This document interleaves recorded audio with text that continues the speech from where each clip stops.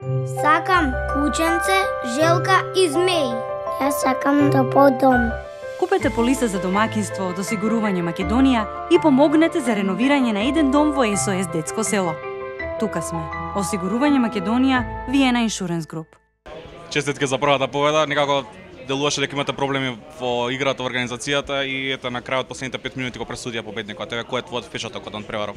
Па ево, мислим да очекивали смо овако тежак натпревар и неугодни Исланд.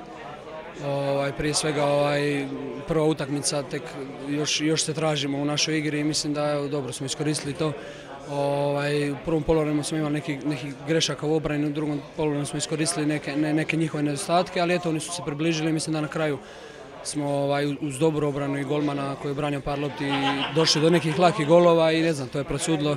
Na kraju krajeva mislim da očekivali smo ovakvu utakmicu i neugodni Island koji stvarno igra odličan rukomet i brzi su i brzo trče u kontru i tako da stvarno je bilo lijepo igrati večeras, puno naših navijača i evo, mislim da je najvažnije u ovom trenutku da smo pobjedili i otvorili turnir s pobjedom. Впечатокот е дека не можевте да го задржите Палмарсон во првите 30 минути.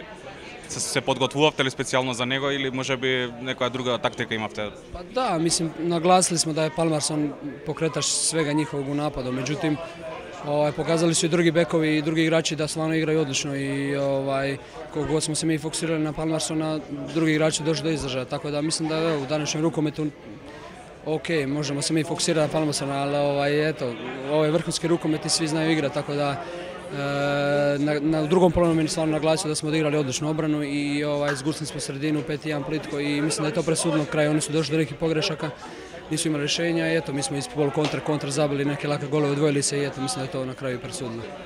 Доаѓа една полесна надпревар со Јапонија.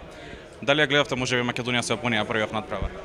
Kratko nešto, nismo imali vremena, smo igrali poslije njih i nismo baš gledali, međutim po meni je Makedonija bila favorit u toj utakmici, mislim ja njih iskreno vidim možda u drugom krugu sigurno, tako da biće stvarno, evo, ova grupa je stvarno svako može pobijediti između 3-4 reprezentacije, tako da biće neizazovno sigurno. Разликата е во квалитетот. Сега со нови поволности за корисниците на картичките Верна. Само на бензинските на Макпетрол.